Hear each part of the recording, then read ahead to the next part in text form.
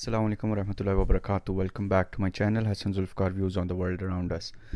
नाजरीन, आज मैं आप लोगों के सामने एक अपनी बहुत ही एक संजीदा ऑब्ज़रवेशन सामने लेके आया हूँ। और मैं देखना चाहता हूँ कि आप लोगों का मतलब आप लोग भी सिमिलर उसी तरह सोचते हैं जिस तरह मैं सोच रहा हूँ इस मामले पे, कि यहाँ आप लोगों की कोई इख्तलाफ राय है।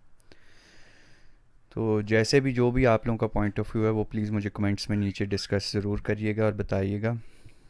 खैर, जो फ़िलहाल मुझे बुनियादी एक मसला नज़र आ रहा है ना सोसाइटी में, वो ये है कि हमारी सोसाइटी में ना जो मौलाना और एक मुफ्ती की जो हैसियत होती थी ना, वो हैसियत हम लोगों ने दे दी है ये इनके पब्लिक स्पीकर्स को, इन्फ्लुएंसर्स को।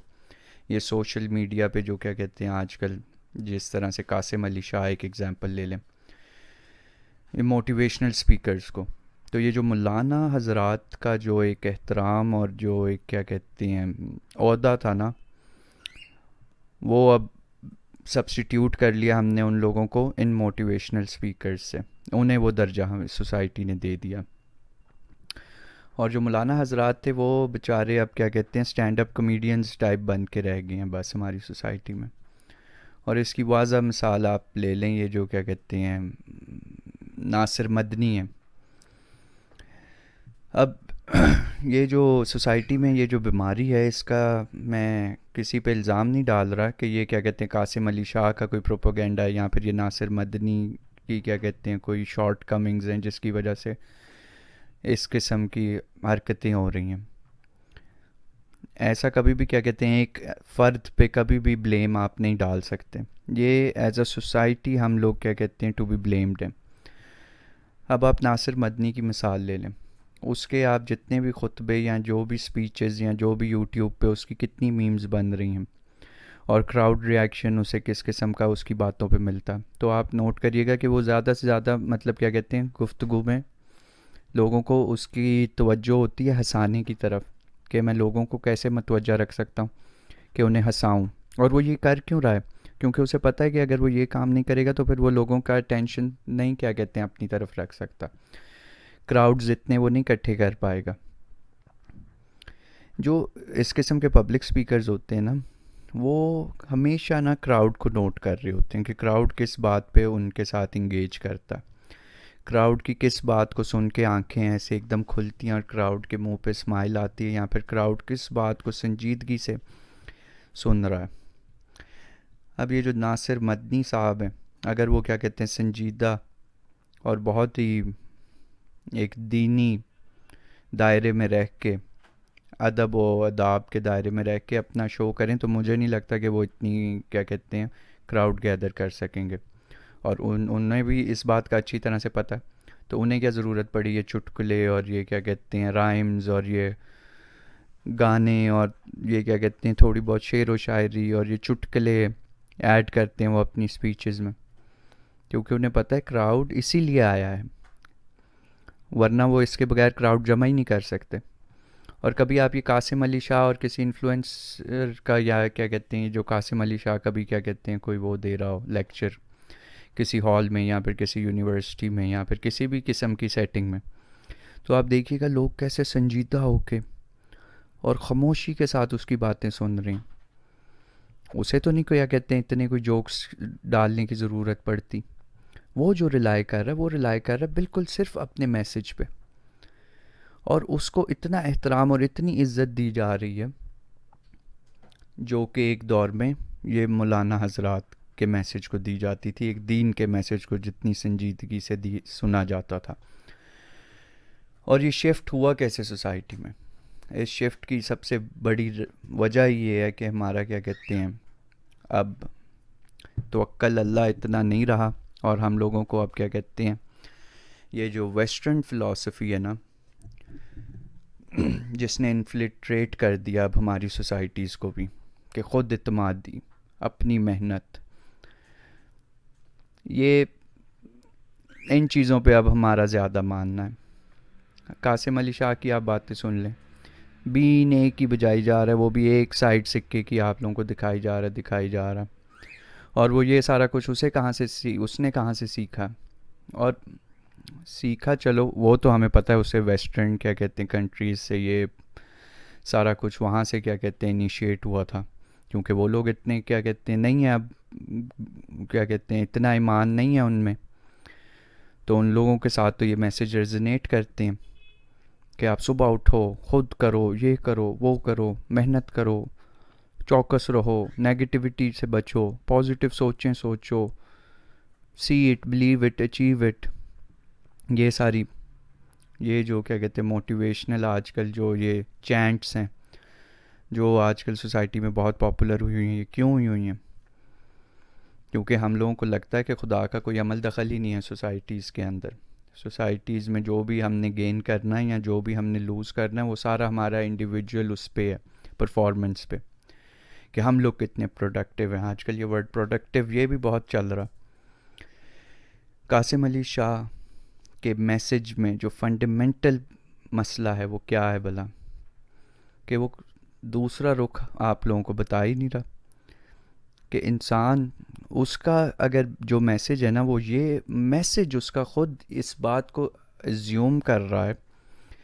फॉर एग्ज़ाम्पल उसका मैसेज वही बंदा सुन सकता है जो ये बात एज्यूम कर ले कि अल्लाह की कोई मदाखलत नहीं है किसी काम में किसी किस्म के, कि अल्लाह ना किसी को देता है ना किसी से लेता। बट कासिम अली शाह वगैरह सिर्फ अपनी बात मनवाने के लिए ना बीच में दीन भी डालते हैं।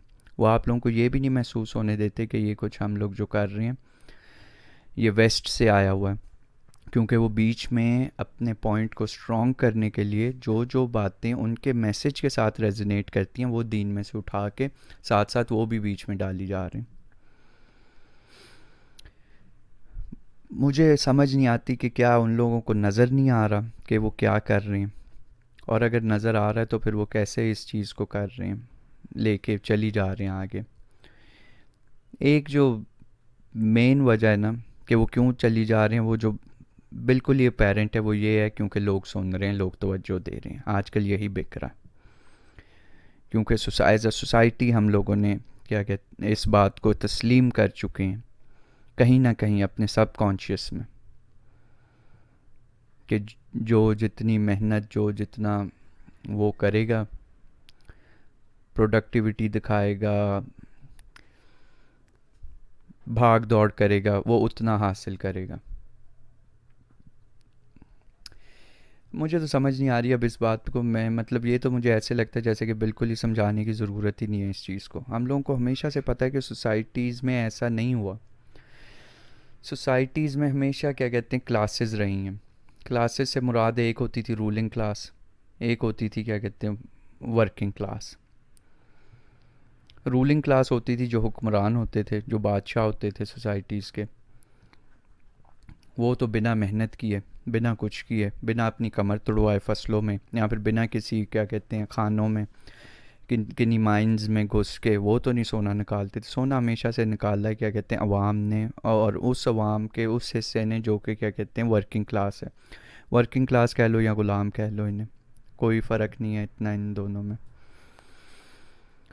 मेहनत उनकी और क्या कहते हैं तिजोरियाँ इनकी हुक्मरानों की भरी हैं हमेशा से। और ये जो अब बंदा है ये कासिम अली शाह, इसका मैसेज यूथ को, जो ये मैसेज ये एक मैसेज नहीं है बल्कि ये एक किस्म की चूंडी काट रहा है यूथ को। मतलब एक किस्म का लाइक उनके अंदर एक बेचैनी सी पैदा कर रहा है कि, क्योंकि एक तो आप ये देख लें कि हमेशा से इस दुनिया में देख लें इस वक्त भी, और इस वक्त नहीं हमेशा से, बल्कि दुनिया की जो 80% दौलत है ना वो सिर्फ 20% लोगों के पास है ऊपर वाले, और बाकी जो 80% लोग हैं ना नीचे वाले, उनके पास वो 20% बची हुई दौलत बढ़ती हुई है। तो सोसाइटी के अंदर इतने ज़्यादा लोग हैं जो कि सिर्फ एक मतवसत तबके से ताल्लुक़ रखते हैं, मतलब जो इतना कुछ ओन नहीं करते या फिर जिनके पास इतनी कोई प्रॉपर्टी मलकियत नहीं है जिनके पास। सोसाइटी मेनली इन्हीं लोगों की ज़्यादा अक्सरियत है पूरी दुनिया पे, और इन्हीं लोगों को आप कही जाएं बार बार कि आप कर सकते हैं, आप अचीव कर सकते हैं, आप ये कर सकते हैं, आप मेहनत करें और ऐसे करें वैसे करें। तो ये मतलब एक किस किस्म की अजियत दी जा रही हो एक बंदे को। अगर ऐसे होता तो फिर खोता ना होता, क्या कहते हैं, जंगल का राजा, वो कितनी मेहनत करता। आप क्यों नहीं उन लोगों को सच बता रहे कि जो लोग ऊपर बैठे हैं वो लोग सब खा रहे हैं, जो हुक्मरान तबका। अब हमारी ये जो आजकल की डेमोक्रेटिक सोसाइटीज़ हैं, इनमें देख लें, सबसे अमीर हैं जो सियासत में हैं। और सियासत में कौन आता है? जो पहले से ही जिसका बाप भी सियासत में हो, फिर आगे से बच्चा भी सियासत में। इमरान खान देख लें, आजकल सियासत में आया हुआ। तो ये कैसे आया था सियासत में? इसका जो अगर आप बैकग्राउंड स्टडी कर लें, ऑक्सफोर्ड में पढ़ा, इंग्लैंड में रहा, क्रिकेटर, यानी अल्लाह ने इसे पहले से ही एक एलीट सोसाइटी के उसमें ये रहा है। जब भी आप सोसाइटी के एलीट क्लब को ज्वाइन कर लेते हैं ना, तो तभी आपके हाथ कुछ आता है। जब तक आपके इर्द गिर्द आपका नेटवर्क, आपके मिलने जुलने, आपके तल्लुकात सोसाइटी की एलीट के साथ नहीं है, तब तक आप कुछ अचीव नहीं कर सकते। ये एक सैड ट्रूथ है लाइफ का। अच्छा, अब मेरी बातों से आप ये ना सोचिएगा कि ये बंदा तो बड़ा ही पेसिमिस्ट है। अब कुछ लोगों को लगेगा हाँ ये तो मतलब क्या बातें कर रहा है, बिल्कुल दिल दुखाने वाली, कोई इनकरेजमेंट नहीं है इसमें। यार मुझे ये बताएं, कभी इस्लाम ने इस किस्म की बातें क्यों नहीं की? हम्म मतलब हम लोगों को दीन ने तो कभी ये मैसेज नहीं ना दिया कि और कमाओ, और अगर जितना भी कमा रहे हो वो काफ़ी नहीं है, बल्कि और आगे बढ़ने की कोशिश करो हर चीज़ में। क्योंकि दीन को पता था ये मॉडल सस्टेनेबल नहीं है, और ना ही इसके पीछे मतलब इंसान को, बनी आदम को भागना चाहिए। आप, मैं कहता हूँ कलेक्टिवली, अब मैं कासिम अली शाह को नहीं कोई दोषी दे रहा, क्योंकि वो भी क्राउड को ऑब्ज़र्व कर रहा है और देख रहा है कि क्राउड क्या सेल होता है, क्राउड किस बात में ज़्यादा इंगेज हो रहा है, तो वो वही बातें करता। कासिम अली शाह इधर मसला नहीं है। इधर मसला है कि हम लोग एज अ कलेक्टिव सोसाइटी किस तरफ जा रहे हैं। क्यों हम लोग कासिम अली शाह जैसों को अब रुतबा वो दे दिया जो एक दौर में मौलाना हजरात का रुतबा था, जो कि एक दीन का पैगाम लेके आते थे। और जो मौलाना हजरात वो क्यों आज के दौर में सिर्फ एक कॉमेडियन बन के रह गए? क्योंकि हम लोग एज अ सोसाइटी अपनी वैल्यूज़ भूलते जा रहे हैं। खैर, कोई, मैं ये भी नहीं कह रहा कि मैं एज एन इंडिविजुअल मैं बहुत बेहतर हूँ, मुझ में कोई फ्लॉ नहीं है और मैं इन बातों से अफेक्ट नहीं हो रहा। मुझे भी ये बहुत ही रिसेंटली पता चला, मैं भी बहुत इन्फ्लुएंस्ड था, क्या कहते हैं, इस किस्म की बातों से। मेरी भी आंखें आहिस्ता आहिस्ता रिसेंटली खुली हैं कि यार ये क्या हो रहा है, ये क्यों हो रहा है। जब मैंने मतलब सोचा, देखा, तो फिर मुझे आइडिया हुआ कि अच्छा, ये अंदर खाते ये सीन चल रहा। अब हमेशा ने सोसाइटी जब किसी तरफ जाना शुरू होती है ना, तो सोसाइटी को ख़ुद नहीं पता होता हम लोग किस तरफ जा रहे हैं। हम लोग कलेक्टिवली एक चीज़ की तरफ मूव होना शुरू हो जाते हैं।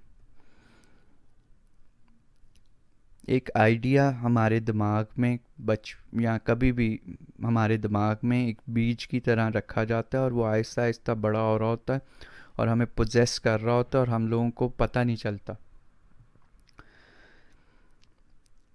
एक नीची ने बात की थी कि इंसानों के पास आइडियाज़ नहीं होते, बल्कि आइडियाज़ के पास इंसान होते हैं।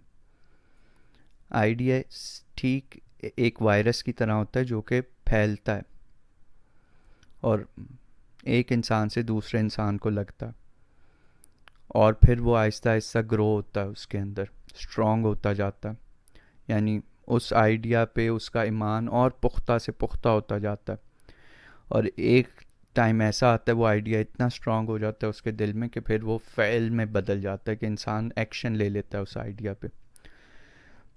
और आजकल ये आइडियाज़ क्या कहते हैं, ये जो वेस्टर्न कंट्रीज से आ रहे हैं, क्योंकि अब आप लोगों को पता है कि दुनिया बहुत ही कनेक्टेड हो गई है सोशल मीडिया की वजह से और इंटरनेट की वजह से।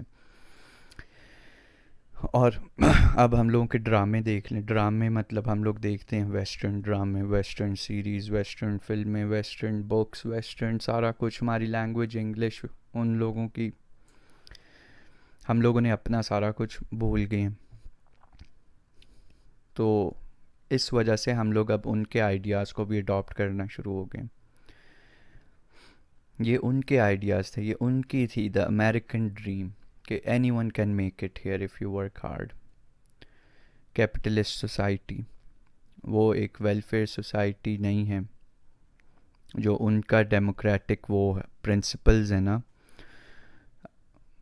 जो उनकी मेन आइडियोलॉजी है वो है कैपिटलिज़म। और कैपिटलिज़म उसे रिवॉर्ड करता है जो कोई इनोवेटिव चीज़ मार्केट को इंट्रोड्यूस करे, मार्केट में किसी चीज़ की नीड को पूरी करे, तो उससे वो फ़ायदा उठा ले, फिर उस नीड को पूरी करके फिर उसे बेच ले, उस सर्विस को या